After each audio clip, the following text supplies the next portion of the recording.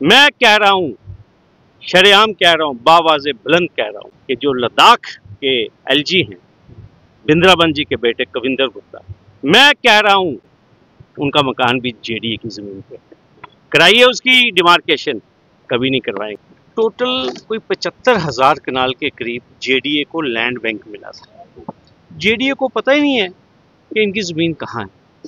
ये high court में एक दरखास्त दी गई और ये मैं आपको बताऊं, उस दरखास्त के बाद हाई कोर्ट ने जेडीए को कहा था कि एक सिट बनाओ ऑफिसर्स की और आइडेंटिफाई करो। और हाई कोर्ट में बार बार इन्होंने इतला दी कि आज हमने 30,000 कनाल रिट्रीव कर ली, आज हमने 48 कर ली, आज 42 कर ली।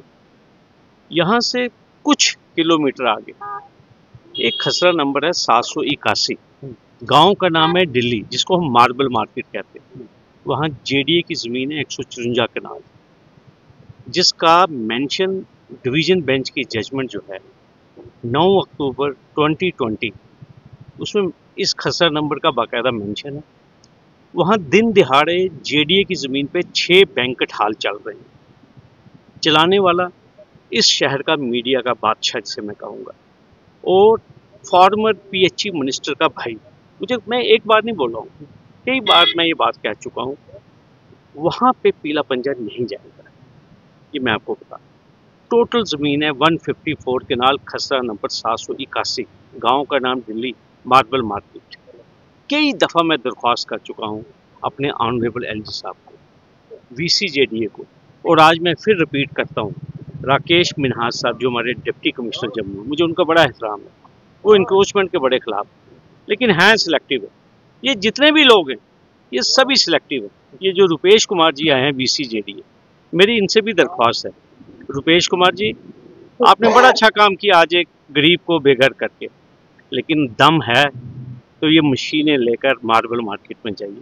मैं सलाम पेश करूंगा आपको, राकेश मिन्हास साहब मैं आपको भी सलाम पेश करूंगा, एलजी साहब आपको भी सलाम पेश करूंगा, लेकिन दम नहीं आप लोगों में। क्यों? आप में दम है, जो आपको डिक्टेशन आता है उस डिक्टेशन के मुताबिक आप काम करते हो।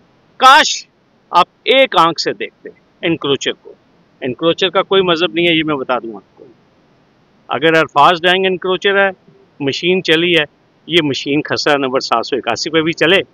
ये मशीन बिंद्राबन के बेटे का जो गैर कानूनी घर है जेडीए की ज़मीन के ऊपर एक्सेलशियर लेन में, उसके ऊपर चले, मैं तो सलाम पेश करूंगा। मैंने आपको कहा ना, मैं कानून का स्टूडेंट हूँ, मैं गैर आईनी बात नहीं कर सकता, लेकिन एक आंख से देखिए आप, लेकिन वो आप कभी नहीं देखें। अगर दम है चलिए एक्सेलशियर लेन। कई बार मेरी complaint, written complaint VC JDA के पास है, एलजी ऑफिस में पड़ी हुई है कि जो लद्दाख के एलजी हैं, बिंद्राबन जी के बेटे कविंदर गुप्ता, मैं कह रहा हूँ, शरेआम कह रहा हूँ, बावाज़े बुलंद कह रहा हूँ, उनका मकान भी जेडीए की ज़मीन पे कराइए, उसकी डिमार्केशन कभी नहीं करवाएंगे आप। क्यों? क्योंकि वो कश्मीरी कहते हैं ना, इशू पनन ना, मतलब अपना बंदा है। इसलिए मैं कहता हूँ दो कानून है जम्मू कश्मीर में। और मेरी उमर साहब आपसे बड़ी गुजारिश है, आपसे मैं बड़ी उम्मीदें हैं उमर साहब, मैं चाहूँगा आज आप इसके ऊपर बयान दीजिए। उमर साहब 20 लाख कनाल स्टेट लैंड जो है अंडर इंक्रोचमेंट है, और हाई कोर्ट कहती है कि बिग शार्क से शुरू कीजिए। बहुत बड़ी शार्क आज आपने पकड़ी, मुबारकबाद है जेडीए को और सरकार को। मेरी आपसे इस्तदा है उमर साहब, please kindly look into this matter. पूछिए रुपेश कुमार जी से, क्या जो सुप्रीम कोर्ट की गाइडलाइंस हैं या जो सुप्रीम कोर्ट की जजमेंट है ऑन बुलडोज़र जो हमारे आउटगोइंग चीफ जस्टिस गवाई साहब ने दी है, क्या अल्फाज डैंग के केस में इसको फॉलो किया गया? क्या जो ड्यू प्रोसेस था उसको फॉलो किया गया जब इस मकान को गिराया गया? ये मकान एक दिन में नहीं बना, ये मैं आपको कहना चाहता हूँ।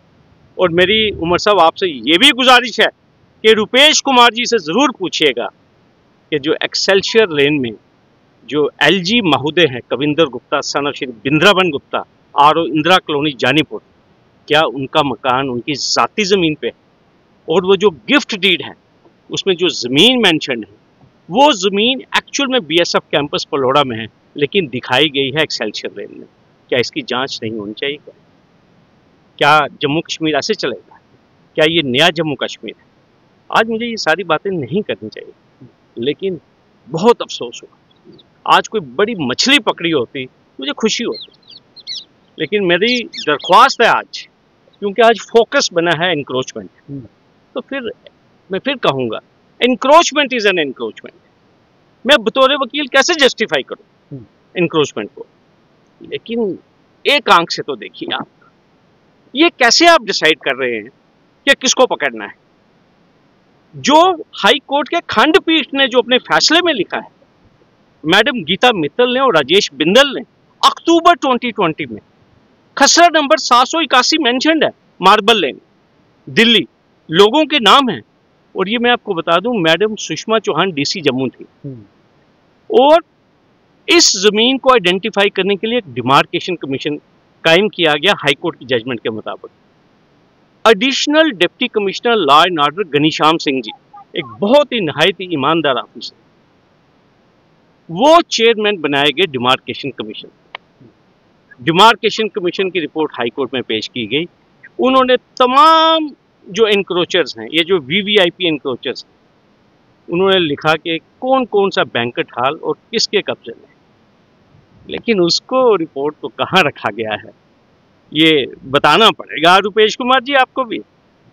अगर आप पीला पंजा चला रहे हैं तो रुपेश कुमार जी बताइए घनीश्याम जी की रिपोर्ट कहाँ है?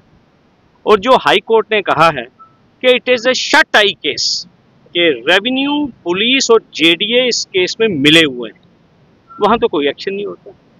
वहां क्यों नहीं एक्शन होता? ये पूरे जम्मू कश्मीर को ये सवाल करने चाहिए। और मेरी उमर साहब आपसे गुजारिश है, प्लीज खसरा नंबर 781 विलेज दिल्ली की फाइल मंगवाइए, और प्लीज मेरी कंप्लेंट एक्सेल्शियर लेन की, जो एक वीवीआईपी साहब का मैंने नाम लिया, जिनको कोठी खाली कराने के लिए हमें इतना तरद्दुद करना पड़ा सरकारी, उनसे मेरी गुजारिश है जम्मू कश्मीर में रूल ऑफ लॉ एस्टैब्लिश कीजिए। मुझे आज इतनी बात करते हैं।